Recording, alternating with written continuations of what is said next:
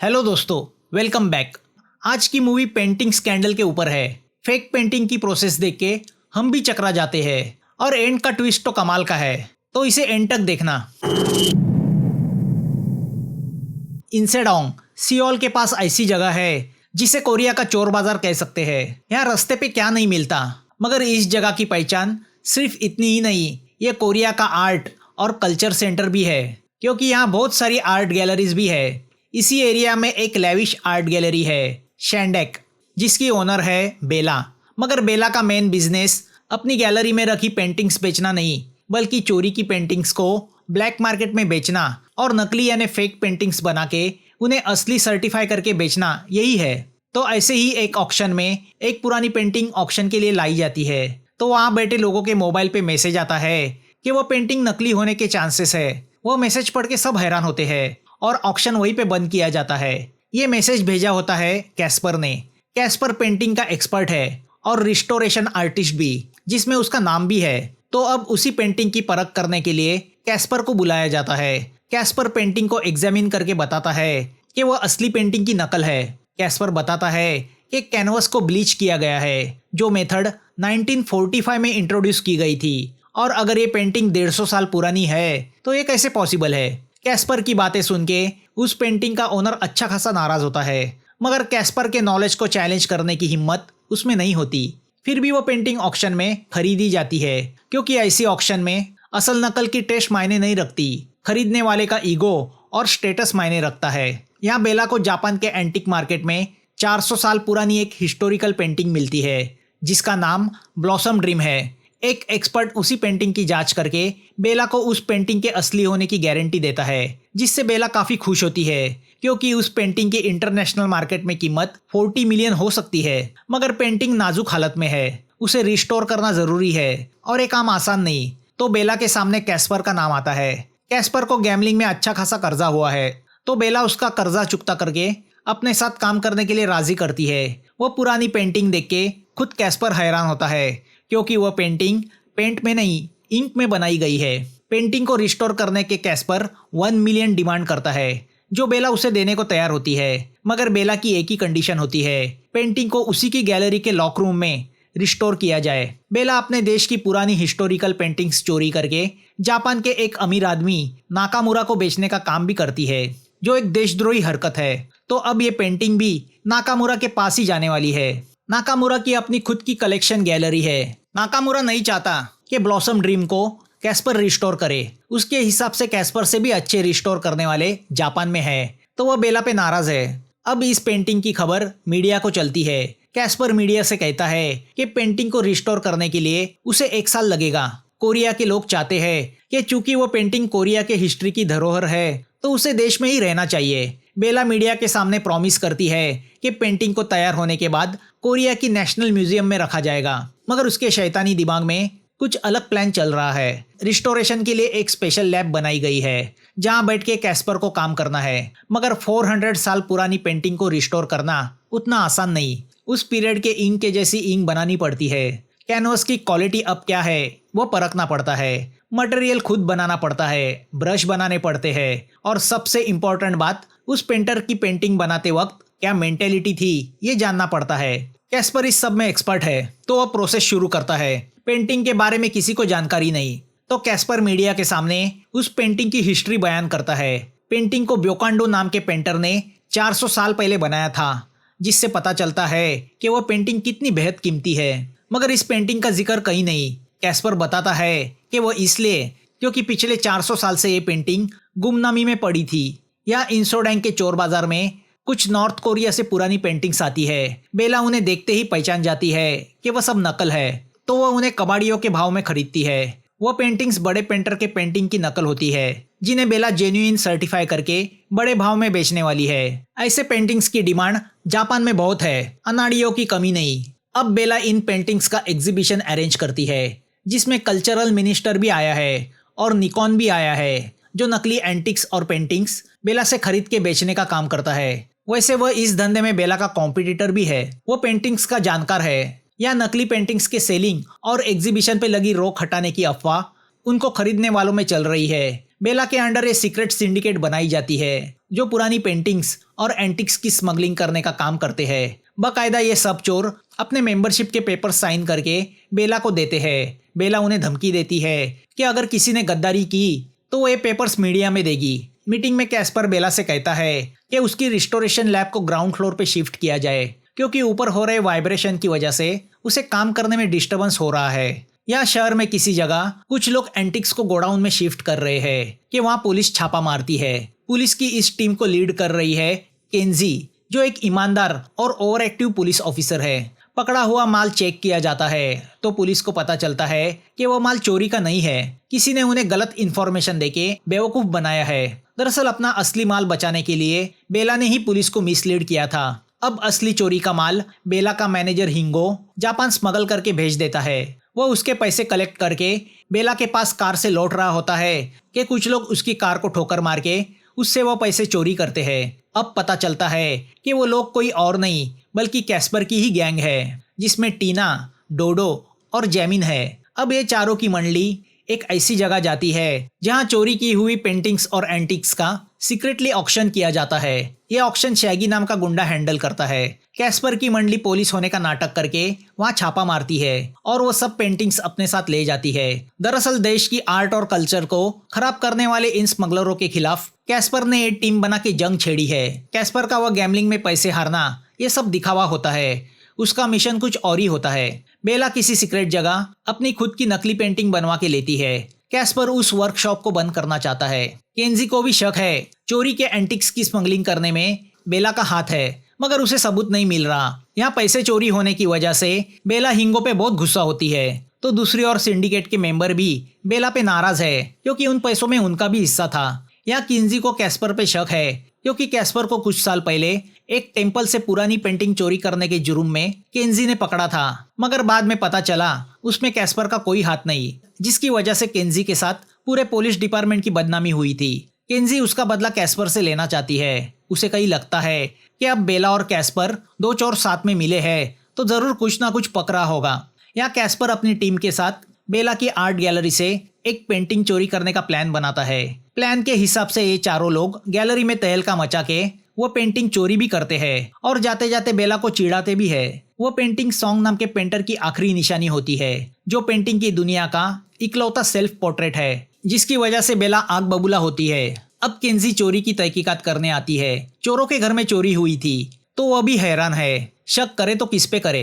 हिंगो और बेला के असिस्टेंट को लगता है कि ये चोरी बेला का पब्लिसिटी स्टंट है, मगर बेला वो पेंटिंग चोरी होने की वजह से नाराज है क्योंकि उसने वो पेंटिंग सॉन्ग का मर्डर करके हासिल की थी। वो बेला के जीत की निशानी है। बेला को डर है कि अगर वो पेंटिंग ब्लैक मार्केट में बेची गई तो उसे कभी वापस नहीं मिलेगी। अब बेला निकॉन से कहती है कि वह किसी भी हालत में मालूम करे कि इस चोरी के पीछे कौन है और अब वह पेंटिंग कहाँ है। दूसरी ओर केंजी बेला का सर्च वारंट लेने चीफ के पास जाती है तो चीफ उसे बहुत कुछ सुनाता है। वो नहीं चाहता बेला जैसे हाई प्रोफाइल लोगों से दुश्मनी ली जाए, तो वह वारंट इशू करने से साफ इनकार करता है। तो यहाँ बेला को पता चलता है कि ब्लैक मार्केट में सॉन्ग के उस पेंटिंग का ऑक्शन होने वाला है, तो वह अपने ईगो को मेंटेन करने के लिए अपनी आइडेंटिटी छुपा के ब्लैक मार्केट से वह पेंटिंग $1 मिलियन में खरीदती है।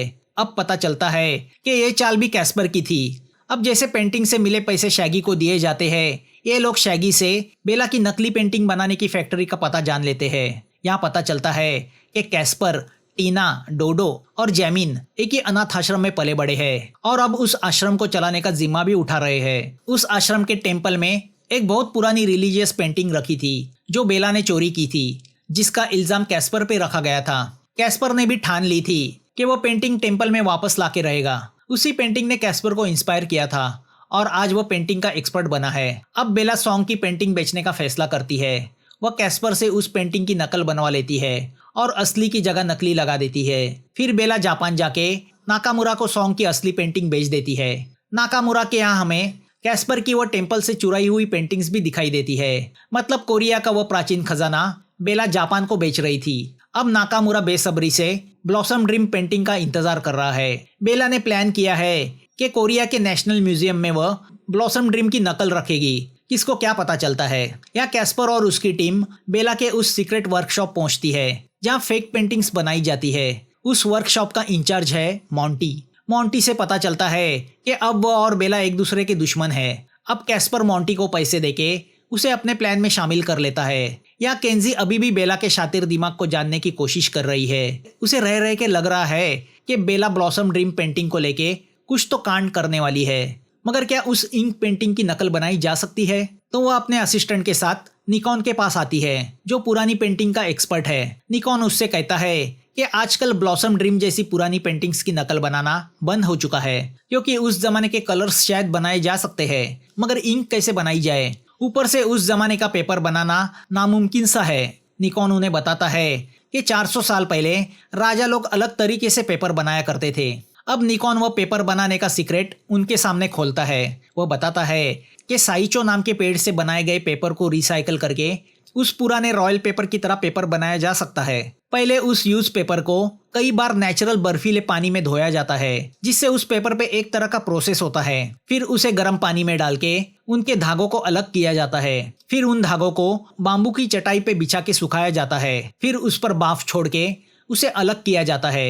मगर वह पुराना लुक लाने के लिए पुरानी मिट्टी की जरूरत होती है। ऐसी मिट्टी जो धूल से बनती है, और धूल भी ऐसी जो सैकड़ों साल तक बन किसी घर में दबी हुई अवस्था में पाई जाती है। उस मिट्टी को छलनी से छाना जाता है। फिर उस मिट्टी को उस पेपर पे हल्के से स्प्रे किया जाता है। अब सबसे बड़ी कमाल की चीज आती है, जिसे पुराने जमाने की फोटोकॉपी कह सकते हैं। ओरिजिनल पेंटिंग को उस पेपर के ऊपर लगाया जाता है और एक टेम्परेचर में छोड़ा जाता है। उसके बाद जिस तरह मशीन से किसी पेपर की फोटोकॉपी बन के निकलती है, वैसे ही उस ओरिजिनल पेंटिंग की इंक उसके नीचे लगाए उस साइचो पेपर पे जैसे कि वैसे छप जाती है। ये नकल नहीं होती, बल्कि कॉपी होती है। उस पर जैसे ही होयम नाम का मैजिकल वाटर लगाया जाता है, उस कॉपी में ओरिजिनल की तरह निखार आ जाता है। मगर ये मैजिक वाटर सिर्फ एक ही आदमी बना सकता है, पार्क। उस कॉपी पेंटिंग को इस तरह ओरिजिनल लुक आता है जिसे दुनिया का कोई एक्सपर्ट पहचान नहीं सकता। निकॉन ने बताई प्रोसेस को फॉलो करके कैस्पर ब्लॉसम ड्रीम की कॉपी तो बना लेता है, मगर उसे जरूरत है होयम वाटर की। तो वह पार्क के पास पहुंच जाता है। बेला ने पार्क के हाथों को जलाया होता है, क्योंकि उसने बेला के लिए काम करने से इनकार किया था। पार्क कैस्पर के अच्छे इंटेंशन को सुन के उसके लिए काम करने को तैयार होता है। तो अब कैस्पर पार्क को लेके मॉन्टी के वर्कशॉप पहुंचता है। पार्क उस कॉपी पे प्रोसेस शुरू करता है और बड़ी मेहनत के बाद होयम केमिकल बनाता है। अब जैसे ही कैस्पर उस कॉपी पेंटिंग पे वो केमिकल स्प्रे करता है, उस कॉपी पेंटिंग की इंक उभर के बाहर आती है। अब वह पेंटिंग बिल्कुल ओरिजिनल की तरह दिखने लगती है। कैस्पर का अगला प्लान रेडी होता है। प्लान के हिसाब से जैमिन मोटरसाइकिल राइडर ग्रुप के साथ बेला के शैंडेक आर्ट गैलरी पहुंचता है। अंदर लैब में कैस्पर ओरिजिनल ब्लॉसम ड्रीम को सिलेंड्रिक बैग में डाल देता है। जैमिन लैब की भारी दीवार में बॉम्ब लगा के उसे ब्लास्ट कर देता है। अब कैस्पर की गैंग रॉबर्स का भेष बना के अंदर घुस आती है। ब्लास्ट की आवाज सुन के अंदर भगदड़ मच जाती है। टीना असली पेंटिंग को कॉपी के साथ रिप्लेस करती है, तो डोडो कैस्पर को झूठ मूठ का मारता है ताकि कैस्पर पे किसी को शक ना हो और वह असली रॉबरी लगे। तभी वहाँ पे गैलरी की मैनेजर और सिक्योरिटी पहुंचती है। उन्हें भी बेहोश किया जाता है। कैस्पर की टीम पेंटिंग लेके मोटरसाइकिल से भाग जाती है। चोरी की खबर सुन के बेला टेंशन में वहाँ पहुंचती है, मगर जब उसे पता चलता है कि उसकी पेंटिंग सही सलामत है तो उसके जान में जान आ जाती है। पुलिस हैरान है कि अगर कुछ चोरी नहीं हुआ तो चोरों ने इतनी मेहनत क्यों की। मगर केंजी को बेला पे शक है कि हो ना हो इसके पीछे भी बेला की कोई चाल होगी। मगर बेला पुलिस का इंटरफियरेंस नहीं चाहती। अब ब्लॉसम ड्रीम को दुनिया के सामने पेश करने के लिए सिर्फ 5 दिन रह गए हैं। बेला नाकामुरा से कहती है कि जैसे ही ब्लॉसम की नकल बनाई जाएगी ओरिजिनल जापान भेज दी जाएगी। तो नाकामुरा उल्टा उससे कहता है कि वो ओरिजिनल भेज दे, नकल वो खुद बनाएगा। तो अब बेला प्रेस इवेंट के बाद पेंटिंग को जापान भेजने का फैसला करती है। बेला को डर है कि मॉन्टी की पेंटिंग फैक्ट्री ब्लॉसम की कॉपी बना के उसे मार्केट में ना उतारे। तो वो पुलिस चीफ को मॉन्टी के वर्कशॉप पे रेड डालने बोलती है। तो यहाँ कैस्पर सॉन्ग के पेंटिंग की कई नकल मॉन्टी से बनवा लेता है, जिससे उसे बेला को एक शॉक देना है। पुलिस मॉन्टी के वर्कशॉप पे रेड डालती है, मगर वहाँ उन्हें कुछ नहीं मिलता। अब वह दिन आता है जब ब्लॉसम ड्रीम पेंटिंग को मीडिया के सामने ओपन करना है। उस 400 साल पुरानी पेंटिंग को देखने के लिए हर कोई बेताब है। कैस्पर प्रेस के सामने उस पेंटिंग की हिस्ट्री रखता है कि कैसे ब्योकांडो नाम के पेंटर ने अपने सपने में बसे राज्य की इमेज को सामने रख के वो पेंटिंग बनाई थी। अब पेंटिंग को मीडिया के सामने रखा जाता है। यहाँ बेला हिंगो को ऑर्डर देती है कि कैस्पर को मार दिया जाए और पेंटिंग को जापान भेजने का बंदोबस्त किया जाए। रात को बेला के गेस्ट जम के पार्टी करते हैं, जिसमें मिनिस्टर भी आया होता है। जैमिन और डोडो मिनिस्टर के लड़की के साथ वाले फोटो खींच लेते हैं। वहाँ हिंगो पेंटिंग को एक कंटेनर में छुपा के जापान भेज देता है। जापान में नाकामुरा उस पेंटिंग को मशीन में डाल के उसका कार्बन एनालिसिस करता है, तो उसमें इंक के कंटेंट कम पाए जाते हैं। मतलब वो ओरिजिनल पेंटिंग नहीं है, कॉपी पेंटिंग है। यहाँ रात को बेला गैलरी पहुंचती है तो देखती है गैलरी में सब जगह सॉन्ग के पेंटिंग की कलर कॉपीज लगाई गई है, जो कैस्पर ने मोंटी से बनवाई थी। वो देख के बेला शॉक होती है। बेला समझ जाती है कि ये कैस्पर का काम है। कैस्पर ने सॉन्ग की मौत का बदला लिया था। बेला ने सॉन्ग से उसकी ये पेंटिंग छीन के उसे मरने के लिए आग में छोड़ दिया था। तभी बेला को जापान से फोन आता है कि उसने जो पेंटिंग डिलीवर की है वो कॉपी है। तो अब नाकामुरा बेला को धमकी देता है कि उसे पेंटिंग नहीं मिली तो नतीजा बुरा होगा। बेला समझ जाती है कैस्पर ने उसे बेवकूफ बनाया है। कैस्पर बेला के गैलरी से चोरी की हुई उसकी सभी पर्सनल पेंटिंग्स चाइना के एक एजेंट को बेचता है। अब पता चलता है कि निकॉन भी कैस्पर से मिला हुआ था। सॉन्ग के मर्डर को लेके वो दुखी हुआ था। तभी कैस्पर को बेला का फोन आता है। कैस्पर बेला से कहता है कि पेंटिंग के बदले उसे 20 मिलियन चाहिए और उसके टेम्पल से चुराई पेंटिंग उसे वापस चाहिए। बेला के पास कोई चॉइस नहीं होता तो वह तैयार होती है। बेला नाकामुरा को कॉल करके टेम्पल की पेंटिंग जापान से मंगवाती है। 20 मिलियन खड़े करने के लिए बेला को उसके सब एंटिक्स का कलेक्शन बेचना पड़ता है। अब कैस्पर निकॉन के साथ मिलके सिंडिकेट के मेंबर से बेला के नकली पेंटिंग्स के डीलिंग के पेपर्स कलेक्ट करता है। कैस्पर वो पेपर्स केंजी को देता है। केंजी बेला की अरेस्ट ऑर्डर चीफ से निकलवाती है। या बेला हिंगो को पैसा देके बोलती है कि जैसे ही वह कैस्पर से पेंटिंग कलेक्ट करेगा वो उसे मार दे। बेला को न्यूज से पता चलता है कि पुलिस उसे ब्लॉसम पेंटिंग को जापान स्मगल करने के जुर्म में अरेस्ट करने आ रही है। तो बेला मिनिस्टर को हेल्प के लिए फोन करती है, मगर वो हेल्प करने से इनकार करता है क्योंकि जैमिन ने उसे उसके लड़कियों के साथ वाले फोटो मीडिया में देने की धमकी दी होती है। बेला हिंगो के साथ कैस्पर ने बताई जगह पे पहुंच जाती है, मगर दोनों में हाथापाई शुरू होती है। उसका फायदा उठा के बेला पेंटिंग और पैसे का बैग लेके भागती है। कैस्पर हिंगो को बेहोश करता है। भागती हुई बेला से जैमिन मोटरसाइकिल से आके पैसे की बैग चुराता है। तो अब बेला कार से पेंटिंग लेके भागती है तो रास्ते में केंजी उसे रोक लेती है। बेला को अरेस्ट किया जाता है। कुछ दिन बाद कैस्पर बेला को मिलने जेल जाता है। बेला कैस्पर से कहती है कि तुमने मुझे जो पेंटिंग दी थी वो ब्रिटिश एक्सपर्ट्स के हिसाब से नकली है, तो असली पेंटिंग कहाँ है? कैस्पर बताता है कि ब्लॉसम ड्रीम जैसी कोई पेंटिंग दुनिया में है ही नहीं, वो तो मैंने मेरे दिमागी सोच से बड़ी मेहनत करके बनाई थी। बेला बताती है कि मैंने खुद वो पेंटिंग जापान के एंटीक मार्केट से खरीदी थी। तो उस पर कैस्पर उसे बताता है वो पेंटिंग वहाँ मैंने ही रखी थी और तुम तक न्यूज पहुंचाई। जिस आदमी ने उस पेंटिंग की ऑथेंटिफिकेशन की थी वो भी मेरा ही आदमी था। तुम्हारे दुश्मनों को साथ लेके मैंने तुम्हें फंसाया। टेम्पल की पेंटिंग वापस करने के लिए कैस्पर उसे थैंक्स कहता है। टेम्पल की पेंटिंग को उसकी जगह लगाया जाता है। बेला से हासिल किए हुए पैसे कैस्पर अनाथ आश्रम को डोनेट करता है। अब कैस्पर अपनी टीम के साथ चाइना पहुंचता है। वहाँ वो एक एजेंट से मिलता है। क्या कैस्पर कोई नई मिशन की तैयारी तो नहीं कर रहा? मूवी यहाँ खत्म होती है। इसका कोई भी दूसरा पार्ट नहीं है। तो दोस्तों कमेंट में बताना आपको एक्सप्लेनेशन कैसे लगा, और हाँ, सब्सक्राइब और लाइक करना मत भूलना। फिर मिलेंगे नई मूवी के साथ। Thanks for watching.